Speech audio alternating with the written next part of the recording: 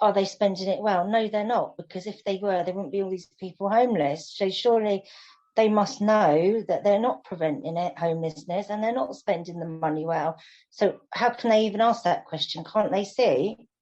I mean, what this is all doing is basically, all it's doing is it's just inflating the private rental prices in the town. If you don't build more houses and you still have the same number of people homeless, and you're just putting DHPs to kind of top rent up and stuff like that, all it's doing is just going to private landlords. So, and I'm, in one sense, I'm guessing house building is out of the remit of whoever this funding's coming from, but it doesn't. It's just, it doesn't seem to me to be a big picture thinking. Really, it's just something which all it's going to do, as I say, is just push rental prices up over time, and the same number of people will be homeless. So it's not exactly ideal. One of the things that I think, if we talk about prevention, we talk about all sorts of different things, and care leavers. I think one of the challenges is that we're still talking about siloed commissioning, and so there's a lack of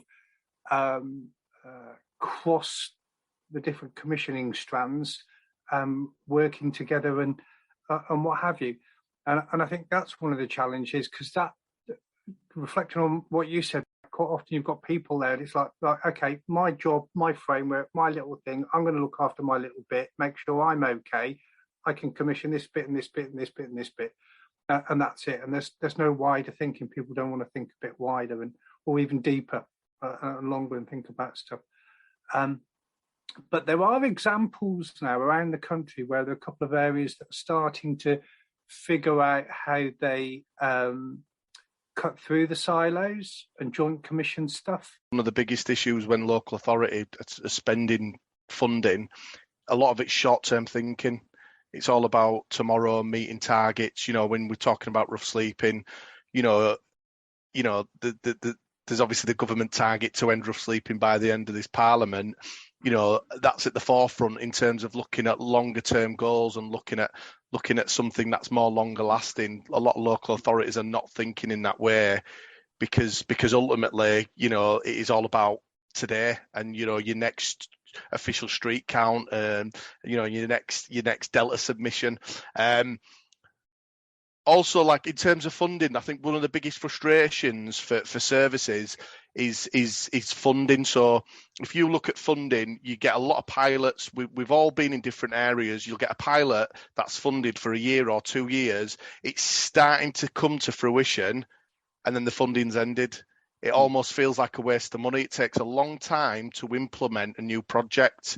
So it almost feels like a waste of money, because what you've done is you've funded a pilot or a project for 2 years. They've done the hard work, they've done the groundwork, they've done the recruitment, they've done the implementation, they've trained the staff, and then that funding comes to an end. And then a lot of those workers look for, it's like a merry-go-round in terms of employment in the sector. Those workers then will go on to another project that needs to be implemented again, training around that. It almost feels like just a waste of money.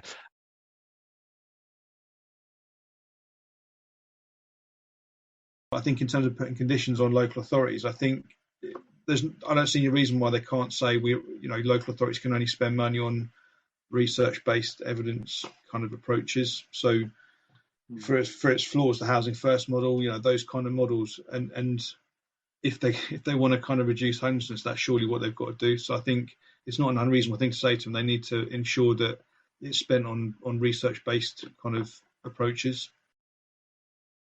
I think realistically there obviously needs to be some sort of conditions, so they can't just spend it, what have you. But the rough sleeping, the type of rough sleeping, if that makes any sense, and homelessness in general varies area from area. Also, I think the culture varies from area to area. We talk about the postcode lottery, and some councils are brilliant in one area, some councils are rubbish in another. And I think to put really strict conditions on would almost be a mistake, because you can't tailor to the individual then. And even if you take, you can't tailor to the wider community, the town. It's got a very different approach than, say, if they were having to tick the same boxes. I think we'd be in a tricky situation, because I don't believe that councils would use those conditions to the benefit of the client. I think they'd use them to get out of the benefit. So I think, yes, obviously some conditions are definitely needed, but I think really tight ones just ignore the fact that everyone is having a different experience for different reasons. I don't think there's any voice of lived experience at all, which is the big one that needs to be put into the local commissioning. For the applications, they've also got to demonstrate how the housing policy will benefit community life, health outcomes, that sort of thing. Because again, housing, we all know housing has a massive impact on everything else. So rather than just kind of having these very short-term, very kind of shallow kind of plans, they need to again be able to articulate how their strategy is going to improve these other outcomes. So it's how's it going to keep families close together? How's it going to do those other things which you can measure, and kind of just makes people think a bit differently about it.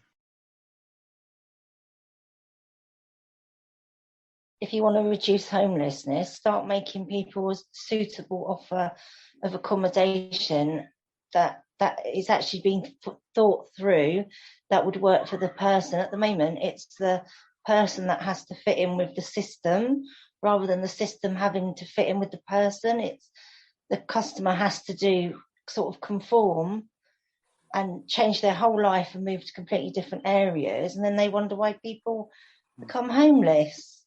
Much more thought needs to go into it, and that would then prevent homelessness.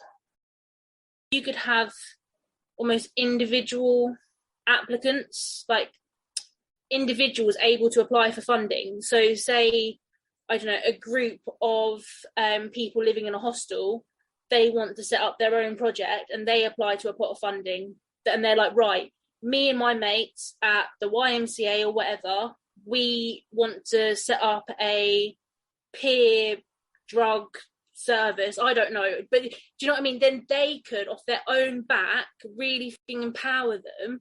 They can go apply for this funding. The conditions are there for the local authority, say, yeah, we've got this earmarked aside for lived experience projects.